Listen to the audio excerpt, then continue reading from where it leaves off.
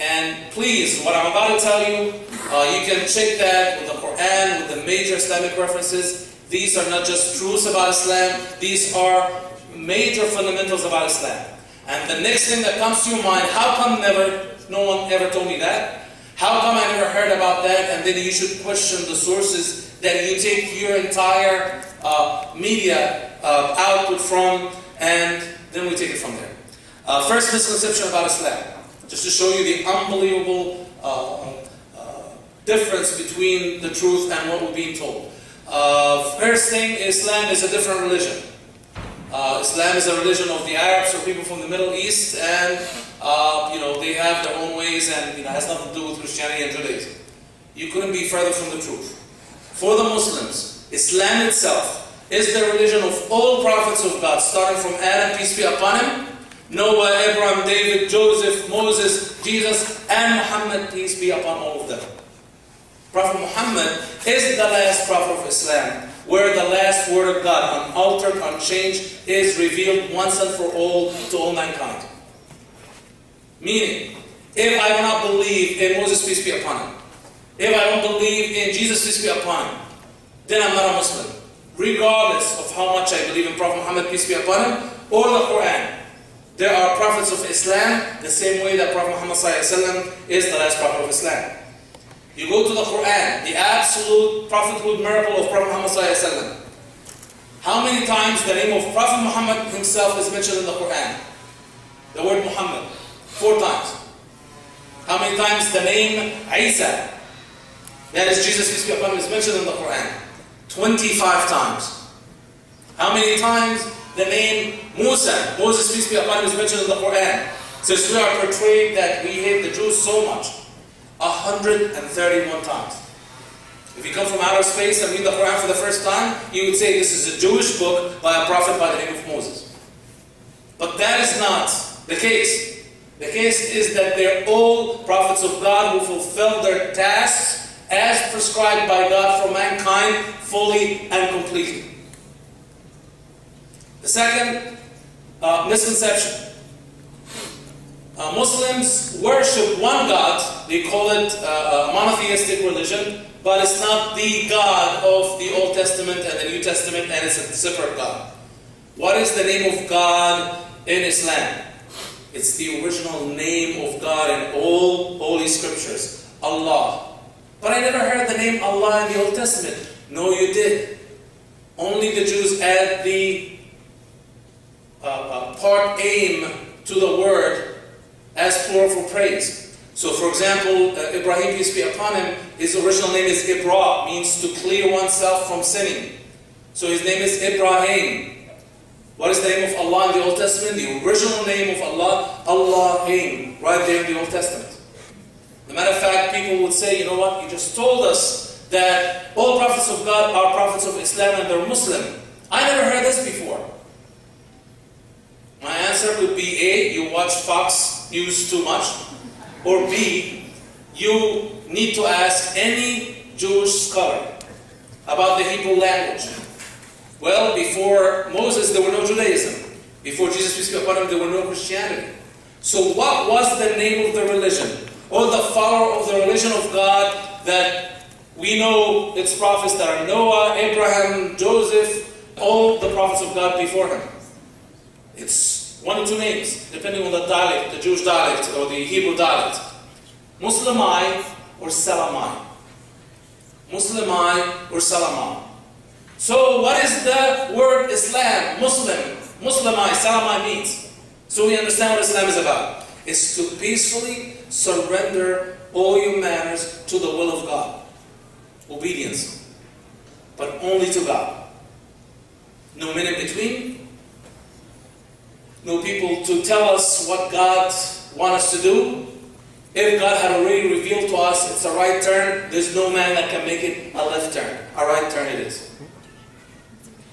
Now, when you look at other main misconceptions about Islam, Muslims hate Christians, Muslims hate Jews, and as a matter of fact, I was interviewed one time by CNN Radio, and the first question that I got, to my amazement, was, is it true that when a Muslim meets a Christian or a Jew, they have to convert him to Islam or they should go right ahead and kill him? True questions. And I have the recording, you can listen to it on my website. And I might add, from a very highly educated radio anchor that I have a lot of respect for. But that is the level of insanity out there about Islam. For starters, the only non-Christian faith in the world that believes in the Immaculate Birth of Jesus, peace be upon him, that believes in his miracles, that believes in the greatness of Virgin Mary, peace be upon her, are the Muslims and Islam. As a matter of fact, in Islam, the greatest woman that ever lived and will ever live is none other than Virgin Mary herself. I named my daughter after her. I mean, she's nothing like her, but at least we got the good name. But that's the level of respect that Muslims have for Christianity. And if you look at Islamic literature, and if you read in the Quran about the story of Jesus, peace be upon him, the amount of reverence and respect that Muslims have for Jesus, peace be upon him, is unparalleled anywhere else. Now, major things that people would tell you, you know what, they have this new word that they made up called jihadi. Actually, jihadi is not even an Arabic word, it's a made-up English word. So if I translated it to Arabic, the closest word would be to it is like when someone is drafted to the army, so it would be drafty, I guess, if there's any meaning to it. What is jihad in Islam? First of all, you are not to fight, you are not to injure, you are not to hurt, you are not to bother anyone in Islam under any circumstances unless it is a life or death situation. The Prophet, peace be upon him, told us that a woman was sentenced to hellfire by God because she locked up a cat in her house without food. So she didn't leave her food and she didn't open the door for the cat to go out there and try to feed itself. So if a woman would be sentenced to hellfire for a cat, imagine the punishment from God about hurting without justification any single human being. The only holy scripture that I'm aware of in the world that would tell you, do not deal unjustly with anyone, no matter how harsh, no matter how unjust they are to you.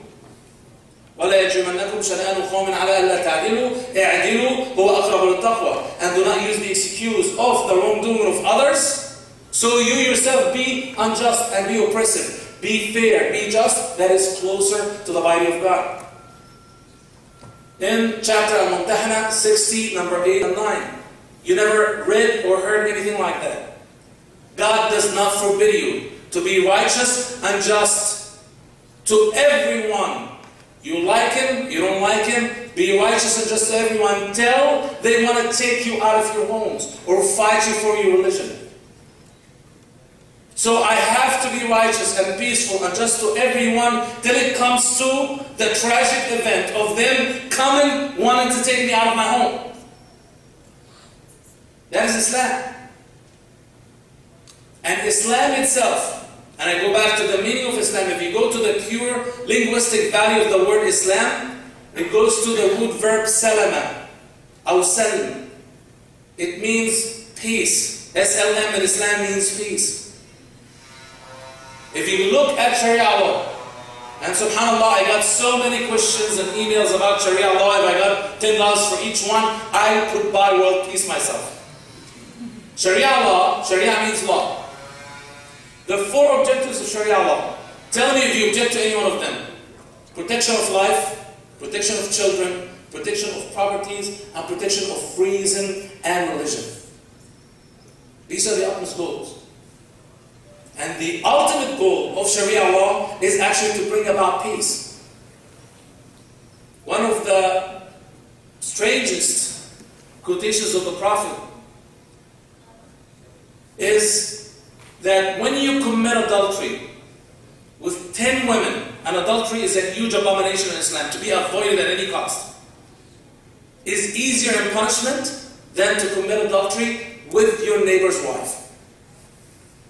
Why is that? How come committing the same abomination 10 times is easier in punishment than committing it one time with a specific lady that is my neighbor's wife?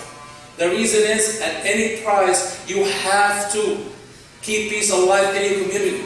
And when you do that to your neighbors, then you have destroyed the circle of peace. And it always will be discovered, and always will be a fight, and will destroy your immediate circle of peace. When the companions came to Prophet Muhammad ﷺ and asked him, well, we want to know the condition that we can make it to paradise for. He said, you will never get into paradise till you are believers. And you will never be believers till you love each other. Should I tell you about that one thing that if you would do, you would love each other? They said, yes, O Prophet of God. He said, spread peace amongst yourselves. That is the message of Islam. But the greatest thing that we need to understand about Islam is the same way that Abraham was the father of all prophets. Humanity needed more. The message needed to be enhanced. So there has to come another mighty prophet of God, that is Moses, peace be upon him. And as great as Moses is to the entire message of the oneness of God, people needed more, because people come after the prophets who come, change the word of God, change the ways of God, make their own interpretations to fit their own desires and passions and their control over people. So there has to come a prophet to rectify the message of Moses, peace be upon him, and give people what they needed. And there came the other mighty prophet of God, that is Jesus, peace be upon him. So the people who said, no, we have Abraham, why we need Moses? They will be punished by God, because when God sends you a messenger, when God sends you a message, it makes no difference if it's via email or fax or in writing. It's a message of God and it's to be obeyed. When Jesus, peace be upon him, came and said, I came to rectify and certify what's between my hands with the Torah and tell you about the coming of another prophet, then people should have obeyed Jesus, peace be upon him. People who didn't would be punished as much. You'd be surprised, again, and it's a part of the unbelievable amount of veiling the true message of God and the final message of God. That certifies Christianity, that certifies Judaism, that fights and rectifies the nobility of the accounts of the prophets of God that is called Islam. Did you know that the name of Prophet Muhammad, peace be upon him, is mentioned as I pronounce it, Muhammad, in the Old Testament? If you go to Song of Solomon's, Psalm 5, number 16. Exactly as I pronounced, Muhammad aim. And then there we come again to aim, that the Hebrew adds as plural for praise. And it's spelled Mim Het Mim Dalt in Hebrew. Muhammad. Right there. As a matter of fact, Jesus, peace be upon him, prophesied about the coming of the last prophet of God several times, specifically in the Gospel of John. Not only by name, not only by meaning of the name, but also by how he's going to deliver the message and how he's going to receive the message for the first time. If you go to Isaiah 29, 12 to 13, it speaks about the one who will receive the protected tablet. They will come to him and say, read, and he will say, I'm not learned. First time that Prophet Muhammad, peace be upon him, received a revelation from God, he was meditating in a cave, and then Archangel Gabriel appeared to him, and the first word that he said to him, what? Read, recite. And what did Prophet Muhammad say? I am not learned. Read, I'm not learned. Read, I'm not learned, 3 times. And then the first word that is revealed in the Quran, chapter 96, is read, recite. Who prophesied about that? Who told us about that 600 years before it happened? It was Jesus, peace be upon him. Jesus, peace be upon him, said, I pray to the Father, and the Father is another story, but I pray to God to send you another, what? Allos Parakletos in Greek. Another prophet. When you go to the average person nowadays and ask what Parakletos means, it's translated in English into the Spirit of Truth. But ask any Greek linguistic, does Parakletos means anything that has anything to do with spirit or truth? The answer is absolutely not. What does it mean? In the pure Greek language, away from the religious insinuations, it means the praised one, or the name that has a lot of praises in it. And it's exactly the meaning of the word Muhammad in Arabic, which is the praised one. Jesus, peace be upon him, said that the prophet that will come to you will glorify me, testify for me. He will abide with you forever, meaning that he would be the last prophet of God. And on top of that, whatever he reveals to you is not from his own desire, but is what has been revealed to him. Exactly the same with Prophet Muhammad, peace be upon him. So at the end of the day, if there's anything I want you to get out of this, whenever you hear something really crazy, maybe one of the verses that it says, see, the Quran says that. Write down the chapter and verse. And all I ask of you is either read the entire verse till the end. Most importantly, to your entertainment, read the verse immediately before and the verse immediately after, and you will be surprised of how badly you're about to be deceived. Anyone that they quote you, and I put a challenge to anyone out there. At the end of the day, you know, when communism started, it has really beautiful goals. We're for peace. We are for fair distribution of resources between people in a society, and we're about justice and not the rich taking advantage of the poor. Really utopian and really beautiful. But when it was applied, it was evil on earth. So, if Islam is for peace, if Islam is about a renaissance, if Islam is that just, if Sharia law is actually the law of God, the creator of heavens and earth, telling us how to live the most fulfilling, satisfying, joyful life on our way to the real birth, to our eternal life in paradise. You had 1400 years to prove that. Where? Well, the highest living standard ever recorded in humanity was always associated with an Islamic Renaissance. And an Islamic Renaissance always happened when they applied Sharia law correctly. The highest living standard that I can find was at the time of Umar ibn Abdul Aziz in the middle of 8th century, not 18th century, 8th century. State treasury was flooding with money to the level that they offered anyone who want to get married will pay for all your costs. Not only that people had so much money, but also they had enough integrity not to take money that did not work for. They said, fine, the tax revenues we need to benefit souls with it, so we have to benefit someone. Anyone who has any debts whatsoever will pay for your debt, regardless where did you take it, what did you do with the money. No one came forward to the limit that they had to buy huge amounts of seeds and throw it in the desert for the living souls of birds to come and benefit from it. The first time the phrase, the accused is innocent till he's proven guilty, was at the time of Umar ibn Aziz, the same era as a derivative of Islamic law. The first time there was an appellate court in the history of mankind, meaning that I do not feel that I was dealt justice from one judge and I want to be tried in front of another judge, the same manner that was at the time of Umar ibn Abdul Aziz. Find me any country in the world that at one time assigned to every crippled person a fully paid salaried employee to do everything for him and help him with all his matters free of charge. That was Islamic law. The only country in the history of mankind that made it a mandate that every citizen has a right upon the state to be fed, clothed, housed, with a servant and a right is the Muslim state. When we talk about the Dark Ages, believe it or not, it was not all dark.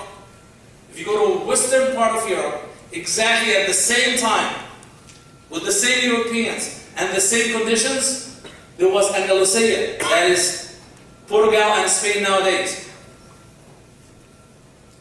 You want to learn about how simple and how great the law is? In the beacon of democracy, which is England, in the beginning of 13th century, Jews were banned even to exist in England.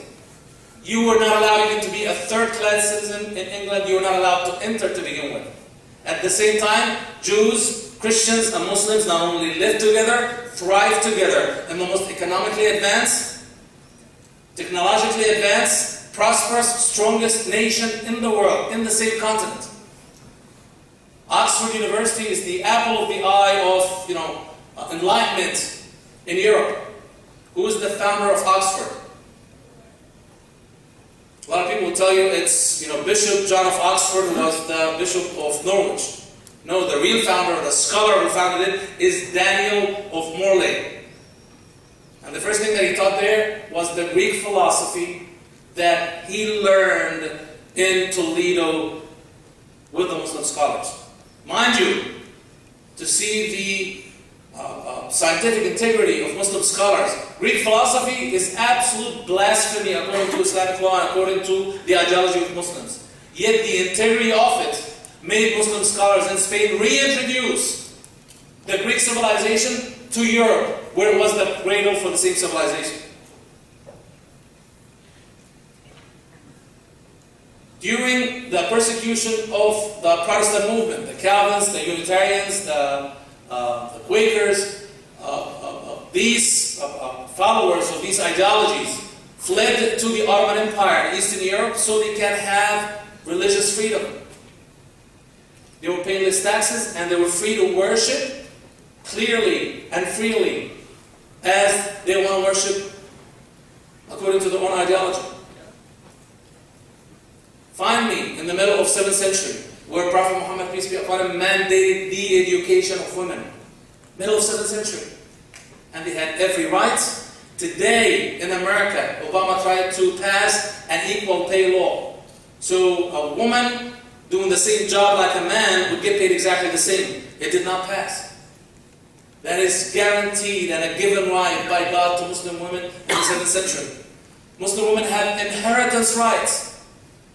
No matter what I leave in my will, there's a guaranteed right for my daughters according to Islamic law.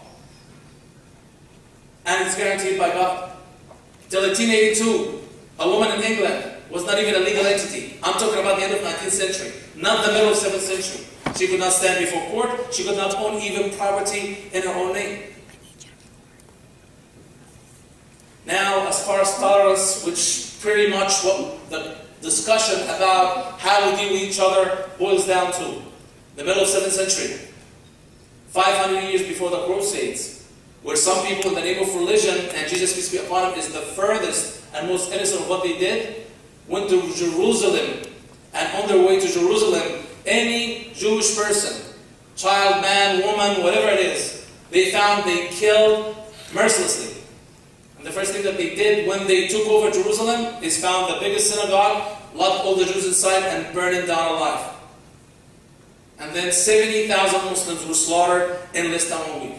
As a matter of fact, we have a phrase in the Middle East, blood was to the knee level. That phrase was coined at the time of the Crusades. 500 years before that, when Prophet Muhammad was now then the most powerful man in the Arabic Peninsula, a prophet of God with 124,000 followers. That is like 120 million people nowadays. It was a very small Christian minority in a city called Najran that still stands today in Saudi Arabia. He invited them, opened his mosque, let them do their rituals for 3 days, and told them, my rights are your rights, my obligations are your obligations. You are free to worship as long as you do not break a treaty, and as long that you do not spread usury, which is forbidden in the Bible, which is forbidden in Islam, which is interest-bearing loans, which what is devastating Europe nowadays and caused the collapse of the financial markets in 2008. And then, last thing when we tell you about Sharia law, it was the Pope of the Vatican that in 2009 announced that I gave my directives to the Vatican Bank to start to adapt to Islamic law principles of investment, because Islamic investments were the only ones that did not collapse in 2008. So even the Pope is saying, when it comes to my money, protect me with Sharia. Now, we have distributed index cards. If you have any questions, no matter how blunt it is, please write it down. I'm not here to shower you with my knowledge, but I'm here to address your concerns. So, the most important thing, we walk out of here, Muslim, Christian, Jews, even atheists, at least certifying and fortifying the peace between each and every one of us. Thank you so much.